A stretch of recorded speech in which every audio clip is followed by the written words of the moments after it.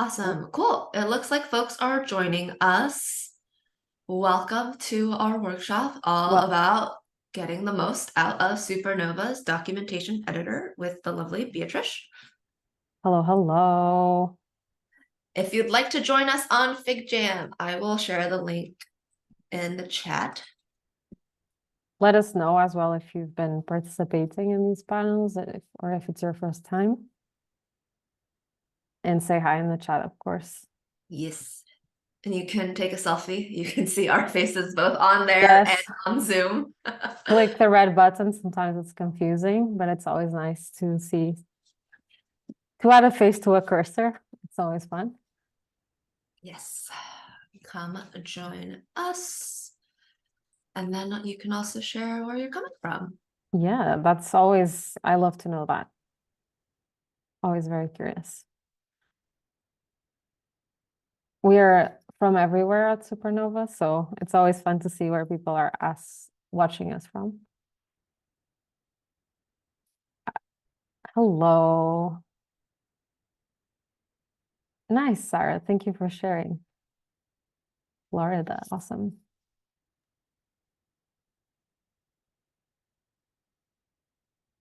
I think from Boston, From awesome. Boston, go Celtics. The playoffs are happening right now if you don't follow the NBA. The Stanley Cup playoffs are also right now, so lots of sports going on. I feel there's always a lot of sports going on. It's This funny. is I true. don't keep up with those trends. Awesome. I see some folks are joining us in the Fig Jam. Yeah, we'll give folks like another minute or two to join us. Feel free to take a selfie and say hi. There's also a poll if you'd like to answer that in the meantime while we wait for folks to join us.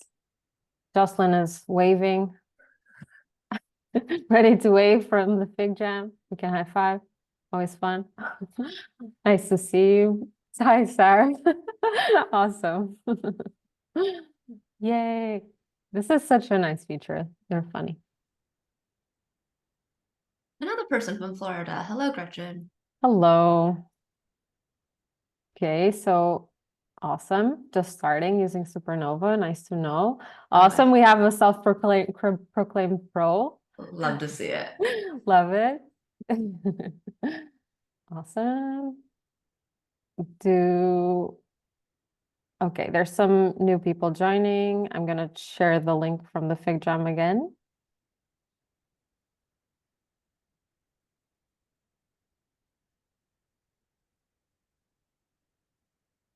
Okay, cool. We have a lot of people starting using Supernova documentation. That is great. Montreal, hello, Fabio. Hello, hello. Thank you for the selfie, Guilherme. Nice to see you again. Awesome.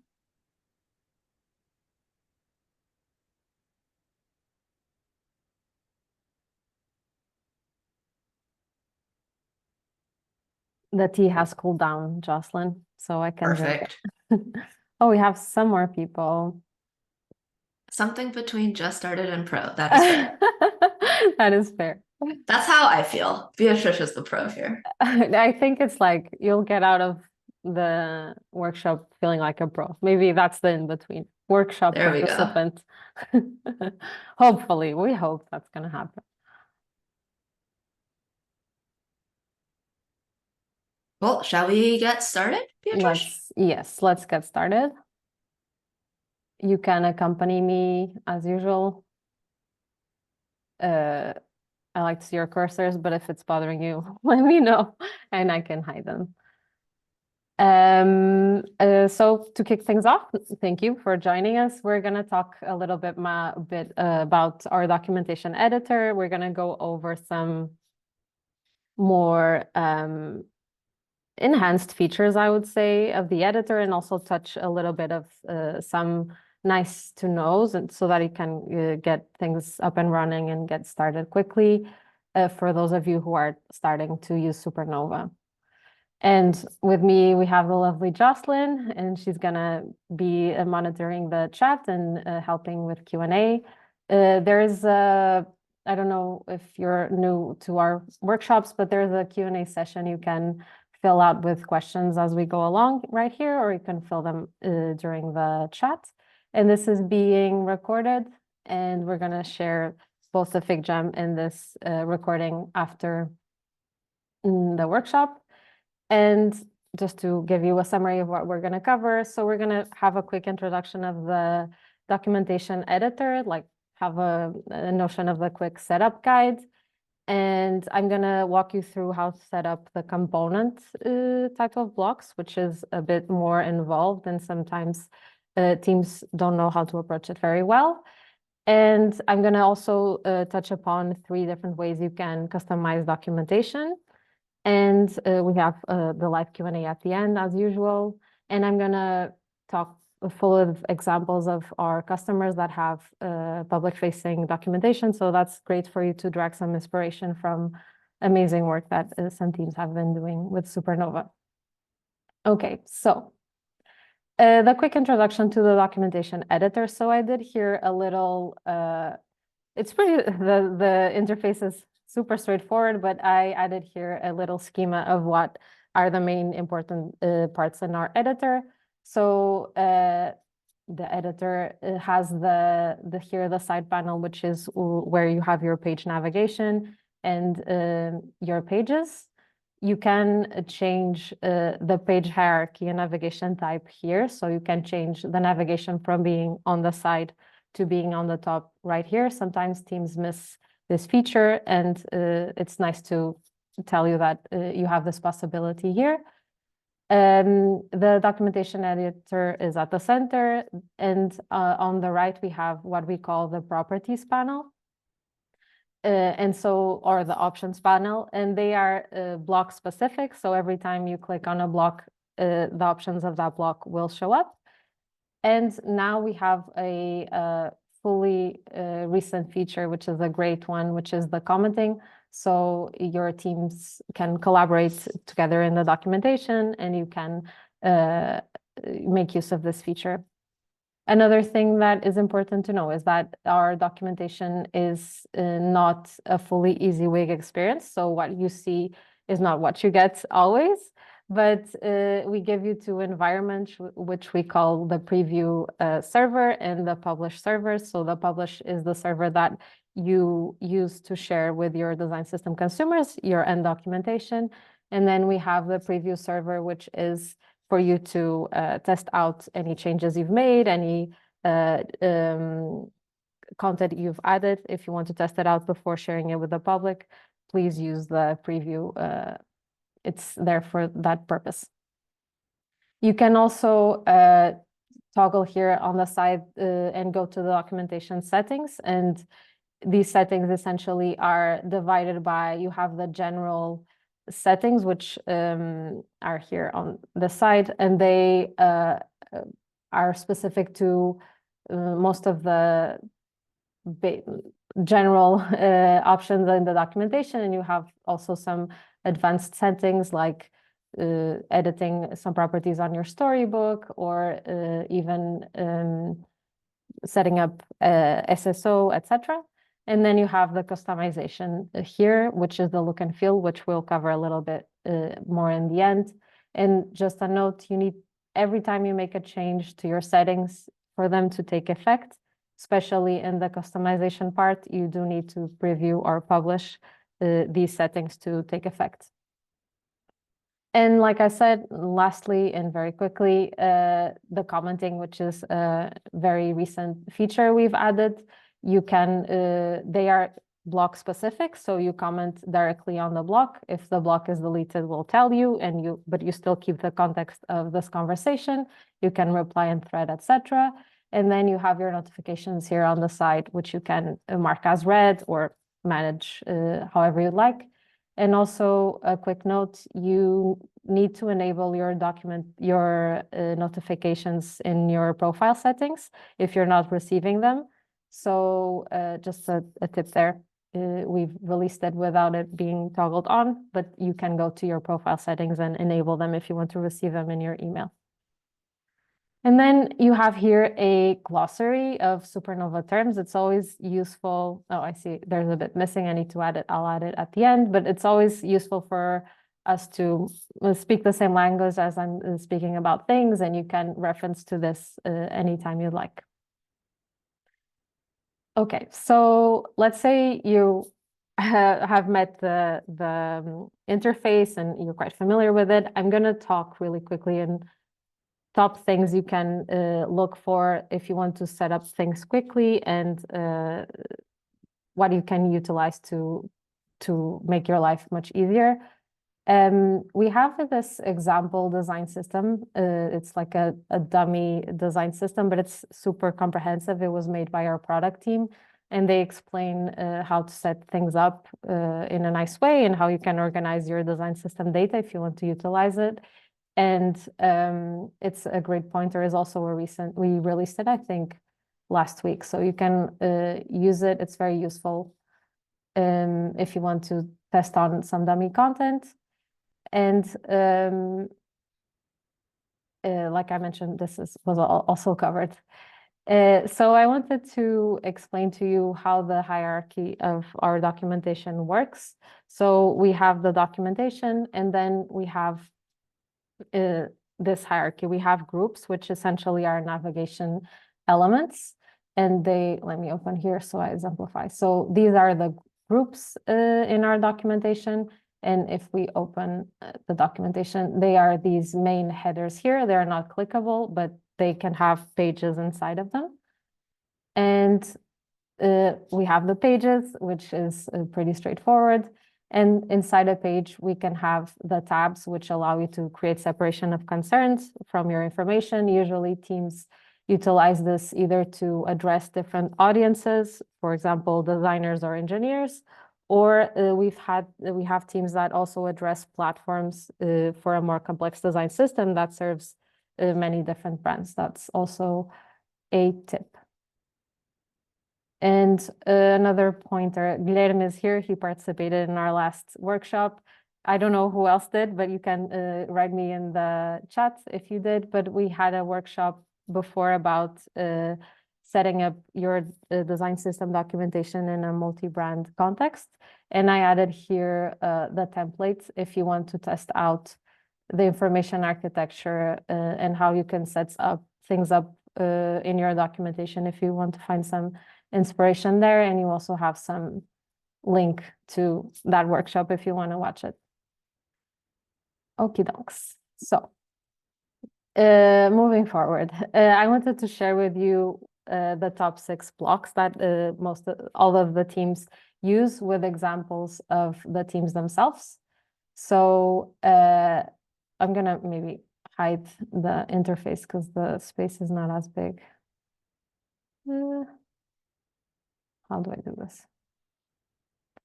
Just a second. Okay, so the shortcut link is a very dear block in our teams, and our teams utilize it to do navigation mostly because this block allows you to connect link to external URLs, but it also enables you to connect to your pages inside of documentation, and that's extremely useful. And we can see here the example of Ariane. They utilize this for navigation, and they create styling for it. And I just wanted to give you a tip. In this case, if you're utilizing the shortcut block, like here, I have an example. For example, I'm utilizing it here. But if I wanted to do things like Ariane did, if you see my documentation, I have the sidebar. Let's imagine this would be the main page. I can come here and hide the side navigation, and this way I can, like I said, publish things. I can achieve this look where I don't have the side navigation, and I can create a main page for my users to navigate, and it's way more pleasant. So I think this took effect. It didn't. Maybe I didn't preview the right button, but you got the message. So The other block that is a very common block and teams use and abuse of it is the tabs. And we can see here the Muse team is using it to showcase code. You have the link to the website here. You can see how they prepare things, but they are showcasing it in the body of their documentation. And as you can see, they create a separation of concerns of how they address things with this block. And it's also something that teams also utilize with different variants, which are the way we display the blocks in the documentation. And it's something that we advise teams to use very frequently. The Figma image is another very common block that powers our connection with Figma. And because we have that, you can set up your Figma data. We read your data and you can update it live in Supernova if you make any changes to Figma. So you can come here and utilize the Figma image option. You can select it and select a frame. Let's use this as an example. And if I do any change in Figma, it will take effect. So this is extremely useful for me to manage instead of static images. Teams utilize this to do things like this anatomy, as we can see here from Maze, and add color to the documentation, of course, and complement with images. Another block is the assets block. This block utilizes another data type, which are the assets. And I just wanted to give you a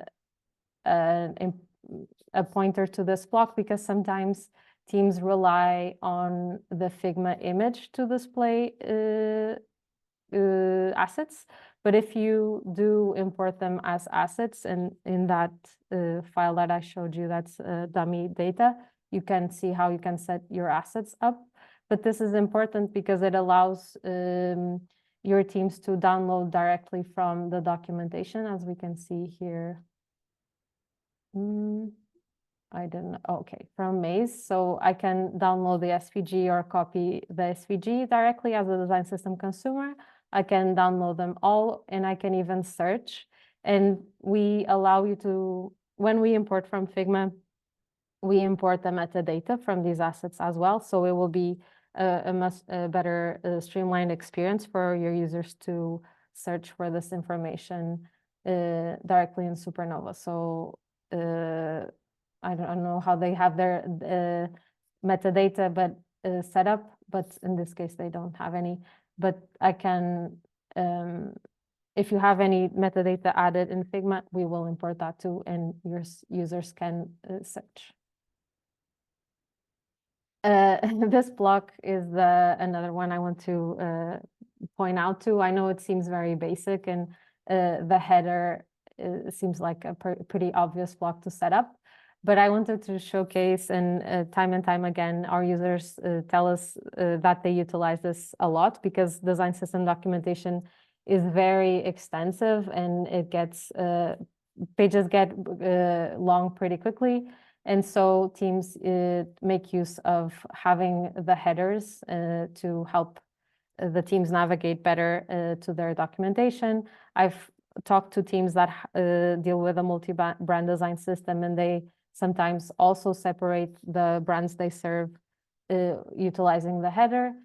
And I wanted to show you a functionality that we have that ties together with the shortcut block. So I have too many tabs, I need to close them. So if you are using the shortcut link block that we talked in the beginning, we now allow you, or any linking, honestly, we allow you to, when you select a page, let's say this page, we now have anchor tags, which is a long-awaited feature. So you can reference directly to a section in the body of your page. So you can streamline the user experience for your users. And if they need to reference a particular thing, you can do this in utilizing the headers with the shortcut link blocks. And lastly, the table is, I think, a staple. And we can see here, I'm just sharing with you an example. this is the wrong link.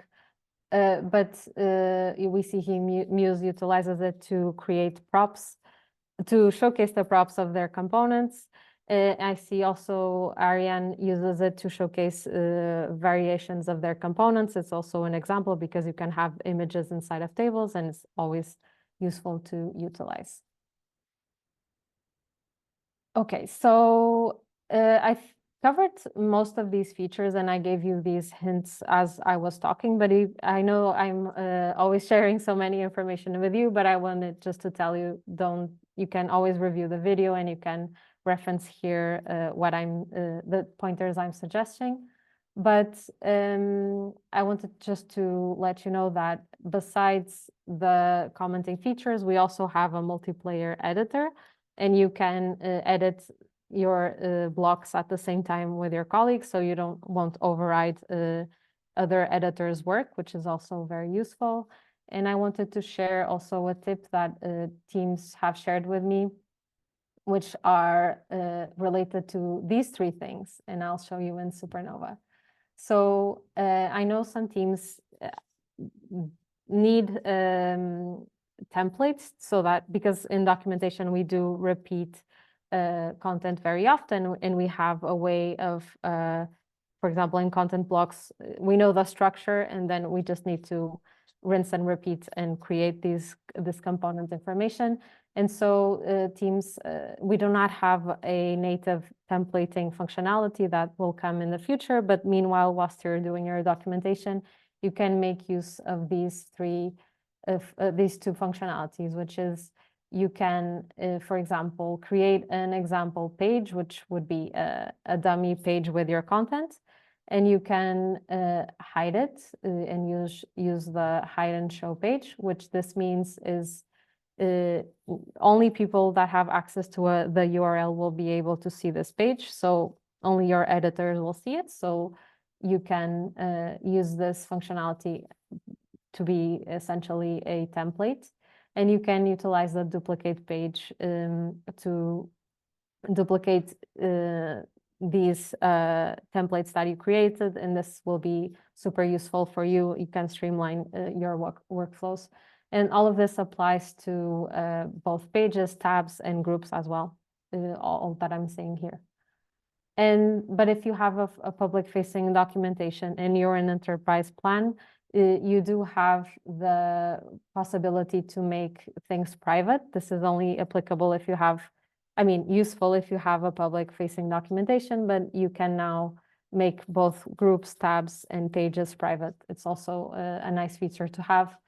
And it was also released very recently. Okie dokes. So let's do a drink break. 1 second. Are there any questions? Are people asking? No, I don't see any. Okay, so let's go to the component blocks, and I'm going to show you inside of Supernova mostly.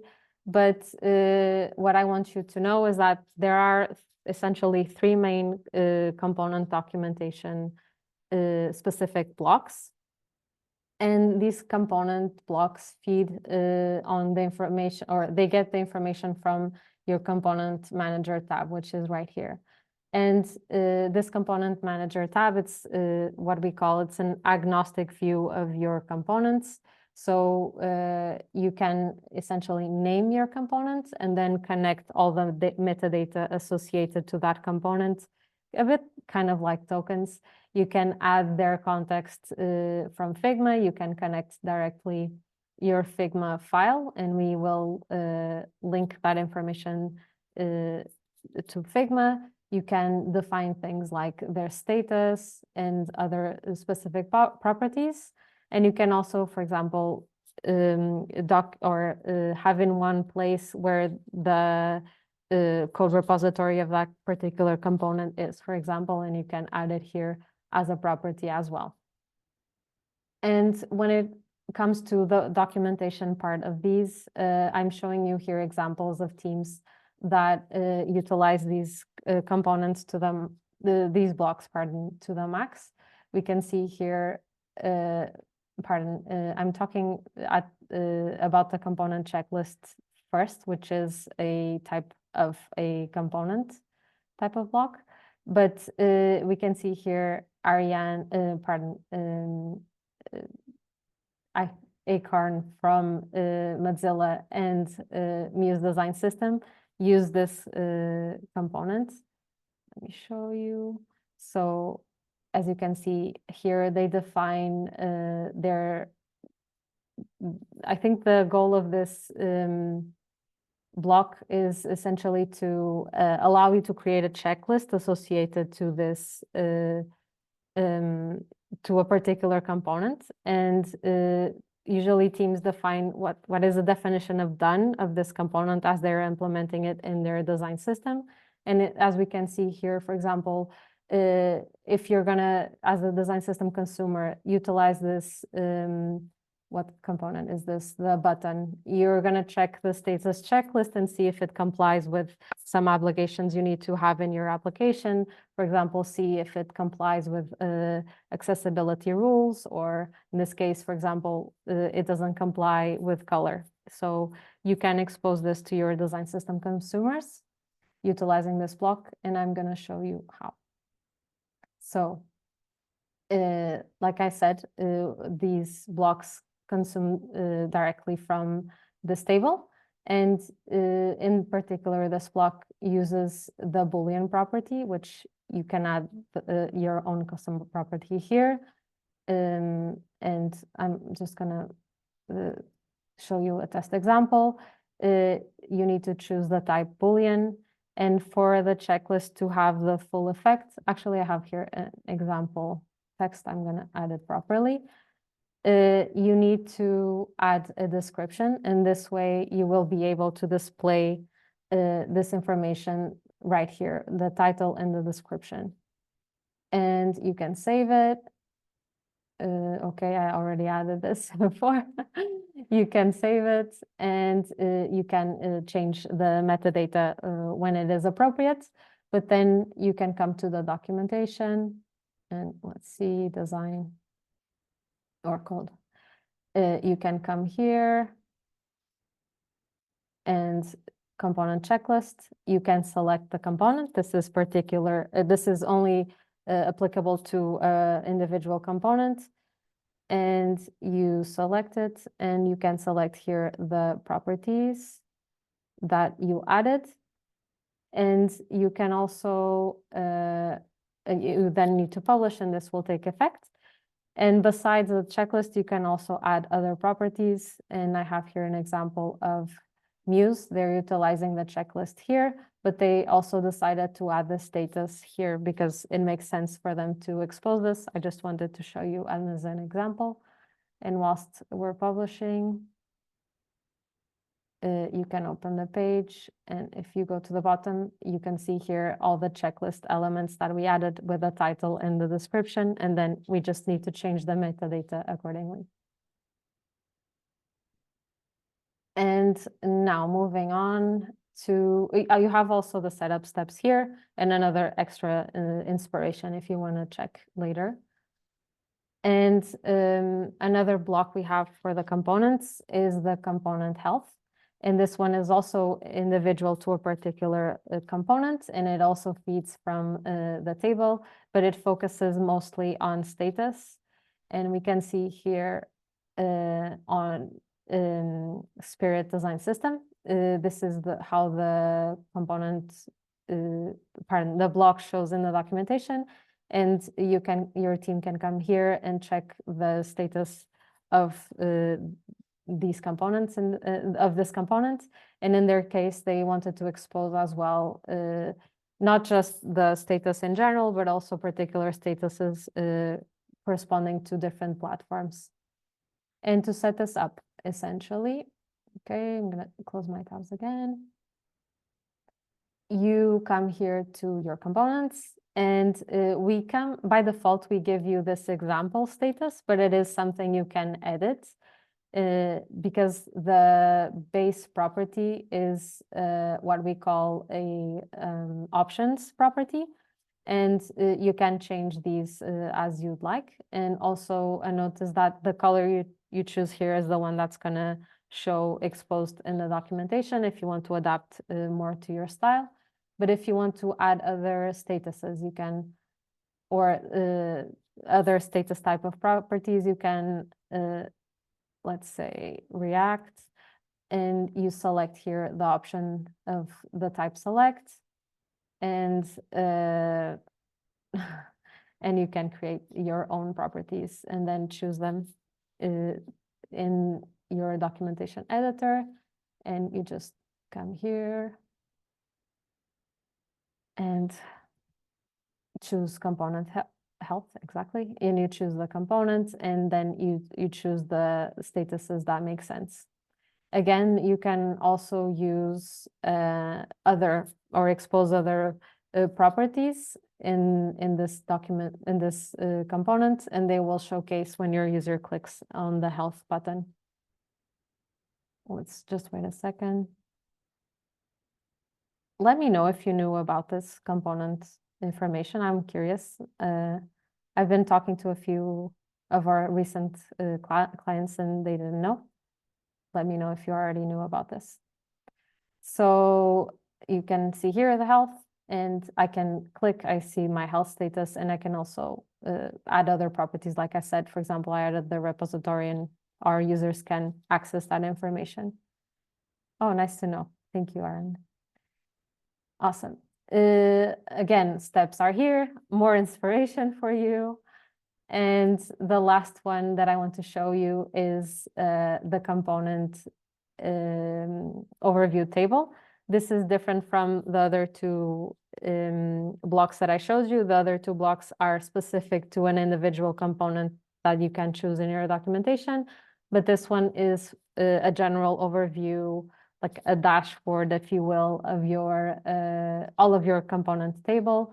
And we can see here in the examples, let me open them. So we have Hearst design system. They're utilizing a very common setup. They're showing all of their components that they have in the system. The teams can open the Figma files directly. They can have a skim through and have an overview of everything essentially, and go get more specific information. And this is also useful, for example, if you're in the phase where you're kickstarting your documentation endeavors, and you want to give your teams like a quick overview. Let's say, imagine if you already have components designed, or if you have things already implemented, and you will already want to improve their their quality of life, you can utilize this component to gather all the information, and then they quickly can access the information as you are writing the documentation and as you go, and they can still get access to the corresponding elements. And this is one way to do it. And we have the REN team from Maze.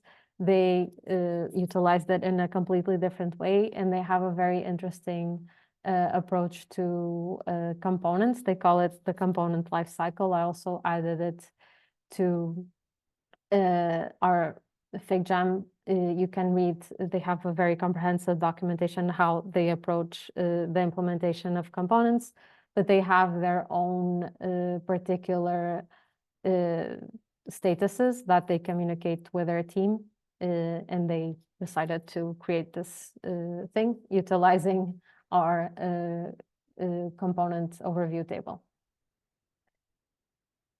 Okay, so moving on. I don't know if anyone needs a breather. But I also want to share with you what other things you can do with your more code related blocks. And the things you need to do to know as a starter is that there are three main code type of blocks. You have the code snippet or code description, which is essentially a snippet of code, like we saw in the initial example, how I believe it was the team utilizes it to share code snippets, pretty straightforward. And then we have these two, which is the React code and the storybook, which are the most common ones, and I'm gonna talk to you a little bit more about them. So starting with the storybook block, it is a storybook. We think it's a great tool, and as we go and improve our product, we're gonna also add better connection to storybook and make things more streamlined, because it is an excellent tool, and we advise usually our customers to use it because it enables you to communicate with your engineers and see what code they are implementing, because the design system code doesn't necessarily have a platform to go in, and so Storybook enables your engineers to have something to work and show for the work. And also another thing that Storybook has that is great is the add-ons functionality. And we do enable you to showcase your add-ons inside of Supernova, and I'll show you in a bit how. But you can see here, for example, the Odyssey team leverages Storybook immensely, and they also use it to showcase the props table for their components. And so engineers can come here and check the props, and then they even go a little bit more granularly and showcase the individual stories with different variations of their components. And we see here, Odyssey is another example. Another thing you can do with Storybook is render documentation. If you have an engineering team that's very Storybook focused and they love using it, you can make use of the work they've done and showcase it in the documentation as well. As you can see here, they're utilizing Storybook embed to also showcase engineering documentation. And essentially, these are very easy to set up in Supernova, Storybook, I mean. So you just select Storybook embed, you add an iframe of the Storybook, which I should have. Let me see if I can use this one. I hope it will work. Yes, awesome. So you can add it here, and if you want to add the add-ons, you just toggle add-ons on, and it showcases the add-ons. For me, it's not, it could be a problem with my setup, but you can toggle them on and off.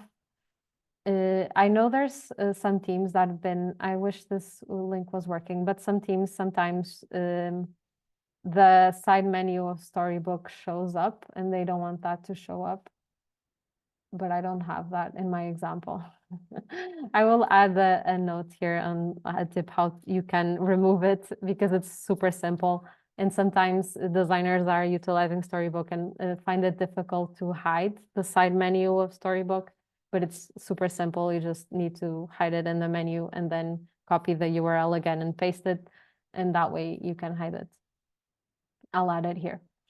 Just another note, I was talking to you about how Okta, Okta team uses Storybook to document engineering documentation. I just wanted to show you that there's another block that we have, which is called a markdown. And if your engineers happen to have any markdown documentation, you can also paste a URL to an MD file if that's the situation in your design system, and we will seamlessly mix it up with your documentation, so you won't even know it's not from there, but your engineers can keep being familiar where they are adding their documentation. Okay, so the last engineering type of block, which is the third one, is the render React code. And this is also something that we're going to improve, and we're going to add another framework, which has been highly requested, which is Angular for this type of framework. But I don't have any public facing documentation to show you, but sometimes teams ask me, okay, should I tell my engineers to stop using Storybook and start using this instead? And we don't think so. We think this is a complementary feature for your design system. And I wanted to show here an example. because we allow you to, essentially how this block works is you can render your, add your NPM libraries and render them directly in your documentation. And this creates a sandbox where your engineers can play around. And I've seen teams utilizing this in a very interesting way, which is precisely creating that playground in that sandbox where your engineers can see the components in action, not just isolated like in a storybook story, but seeing them actually in context. And like I said, I don't have an example to show you, but we can see here IBM Carbon is a perfect example of this. They have this live demo playground where they showcase in this case, this is a form, and this will show precisely the behavior of the form in action. And we know with these types of components that are very pattern focused, like the forms, and also, I don't know what I added here, another form. These types of things are useful. The example I saw from our customers is also they use it in the context of card creation. The engineers can play around with the slot if you utilize slots in your code, and that's also very useful.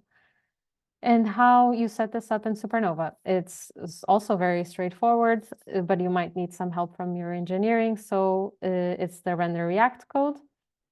Essentially, the sandbox is live. You can edit the code directly here and play around with it live, and it will render. And then if you want to add, like I said, the NPM libraries, which are the global dependencies, you just come here and add them. In my case, if you notice, I have the MUI React library here. And this applies to all the documentation in general. And this one is particular to the block itself.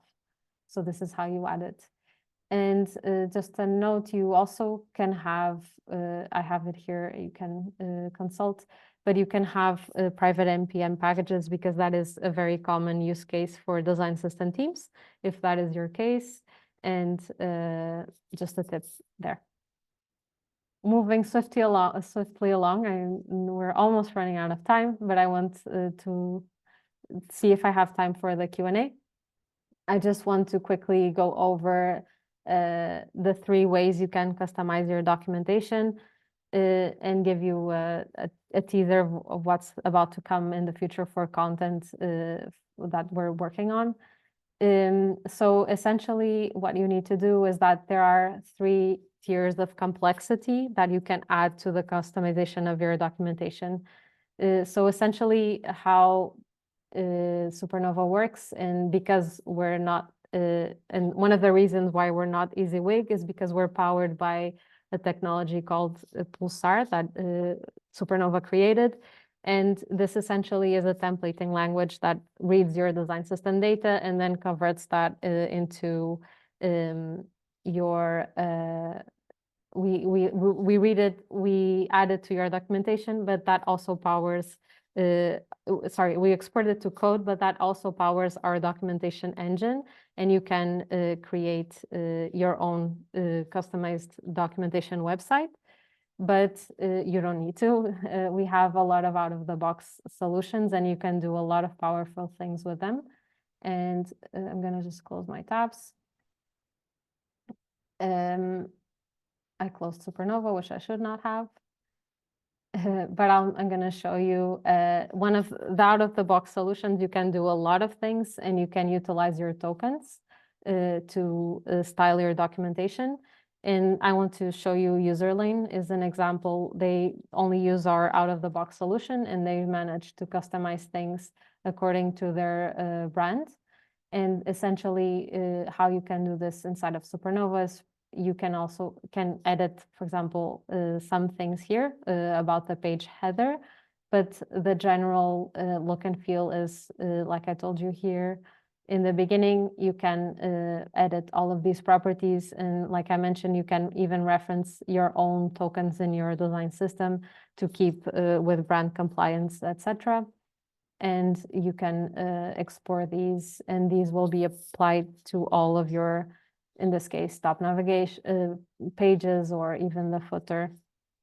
Something I want to also tell you is that you can even power things further and add, for example, analytics, third-party applications. We have the example of the Hearst documentation. They use Hotjar to create questionnaires to their design system consumers, and so you can do a lot out of the box. The third way, it's second way, you can customize your documentation, and this is slightly more evolved, is it's also from the application itself. And sorry, I'm jumping around, but if you go here to the look and feel area, I'm gonna open an example that has that. Sorry, just a second. In this documentation, if I go to the look and feel, I have this a little bit more involved and more fun thing, which is theme overrides and also some custom CSS.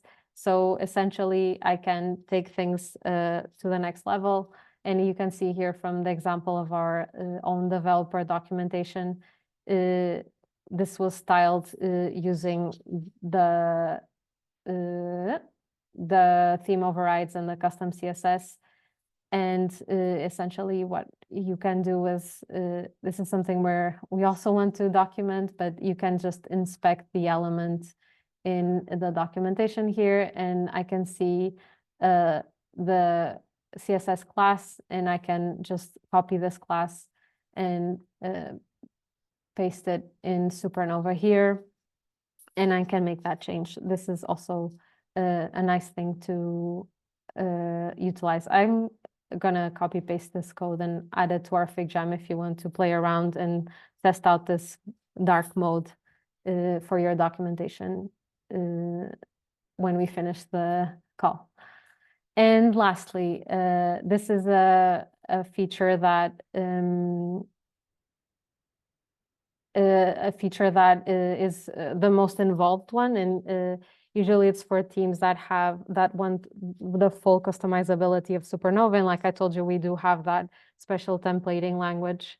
And in the future, me and Jocelyn are working on adding more content about this information, and we're gonna teach you how to do things. And we're interviewing teams like Odyssey that has an amazing documentation powered by this technology, and they managed to do things like this, for example, this really cool change log, and they managed to add the theming and on top of the documentation. And we're also gonna, like I said, interview them and ask them about this process. And we're gonna also share how you can do this in the future in a future workshop. But this is for, if I'm not mistaken, a company or enterprise team. And it is something that does need some engineering knowledge, and you can come here to the advanced options in your documentation, and you can change your default documentation. You need to fork our documentation template and then write on top of it, and I will explain to you in the future. But for now, this is what I leave you with, the inspiration of Odyssey. It's always, I love going through their documentation. It's very inspiring. And that is it. We have some time for Q&A. Do you have any questions? I know I always overload you with information, but you can access this recording later. Laura was asking, yes, we will share this, all of this with you. Do you have any questions? Is there any in the Q&A, Jocelyn? Yes, there's one question about Token Studio. How can I synchronize my tokens from Token Studio and my components from a Figma file to make the documentation as detailed and illustrated as possible? I'm gonna go pull up the Learn documentation about Token Studio so that you can see that. So let me go grab that for you. Thank you.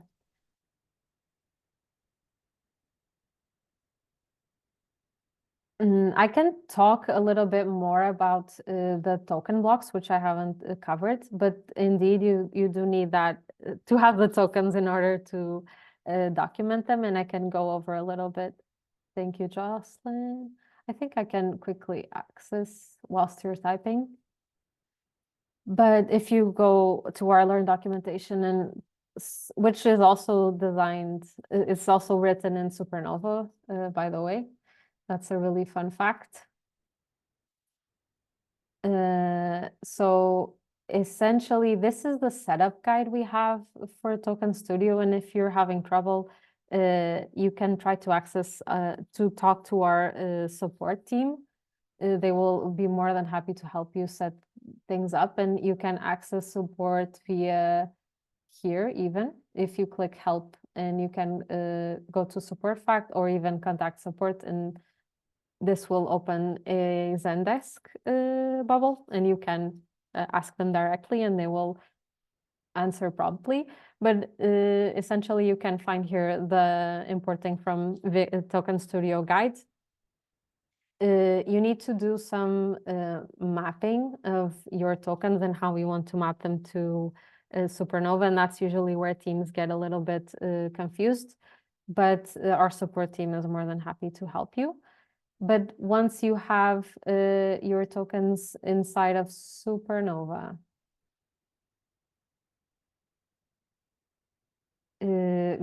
is more about to get to together. I don't think I follow you. How the workflow of documenting the tokens and Token Studio.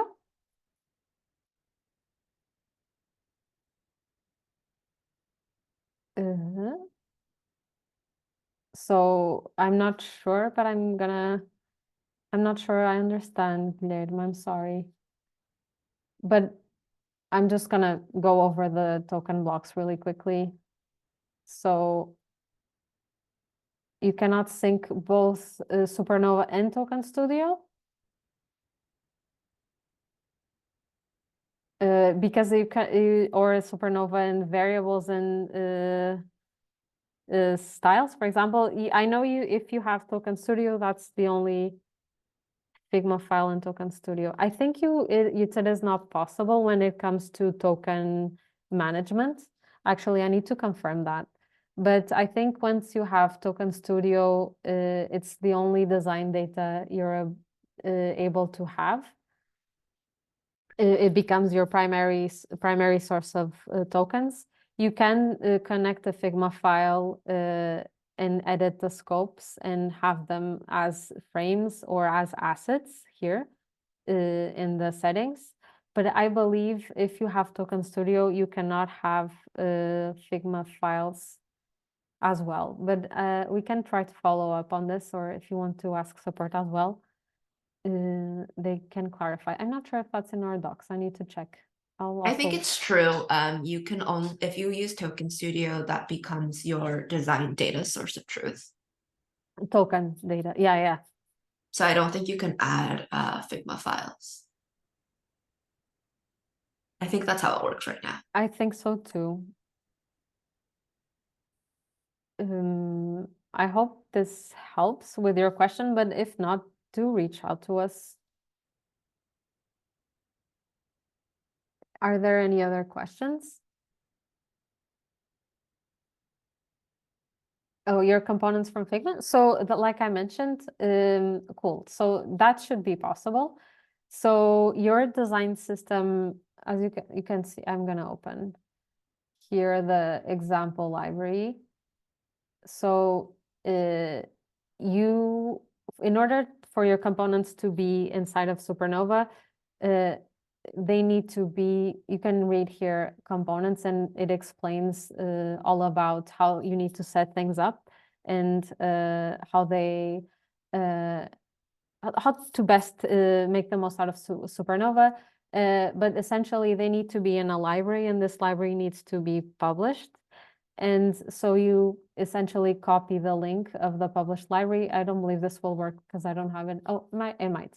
And you come to Supernova, here, and you can connect the file. The importing tokens will be off by default. And once this is imported, if you don't add them directly from, just a second, you can either add them directly from the components tab right here. I don't have it empty. It should have a CTA for you to add components. If it doesn't, essentially you come to the design data like I showed you, and once it finishes importing, you come here to the settings and you edit import scopes, and your components should be imported by default. But if you wanted to add assets, you can come here and toggle it on, and we will import your assets. But your components, we supposedly import them by default. And if you want to confirm, you can come here to your component table, and if you want to, okay, let me just add you a new component. You can come here to, this is the Figma frame, the Figma file, and I can search here and it should show up. So this is where you check if your Figma connection took place for your components, I mean. And then if you want to document them, you can also come here to the documentation and choose Figma image. And you select here button, and I can select the component and their variants and save selection, and it should show up. I hope this helps with troubleshooting a bit your files. So yeah, they show up.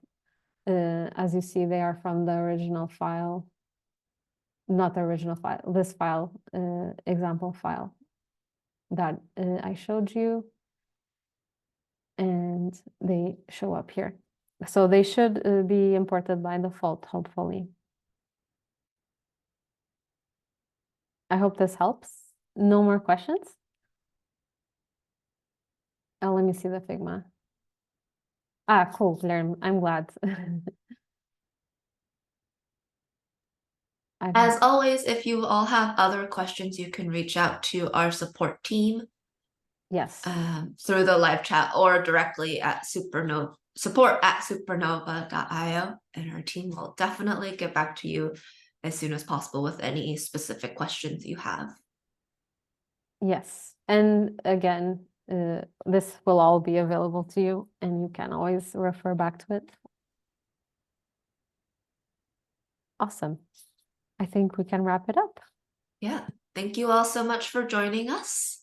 Thank you so much. For interacting on the Fig Jam. We'll share out the recording for folks who might have missed part of it, or if you want to share it with the rest of the team, along with the Fig Jam. And then Beatrice is also putting together some other resources related to these more in-depth documentation blocks, so y'all can take advantage of these design system specific blocks and also customize your documentation site to look and feel just like your brand. Yep, perfect. I'll draw. Thank you, Jocelyn. Have a nice day, everyone. Thank you so much for joining us. Bye. Bye. Thanks.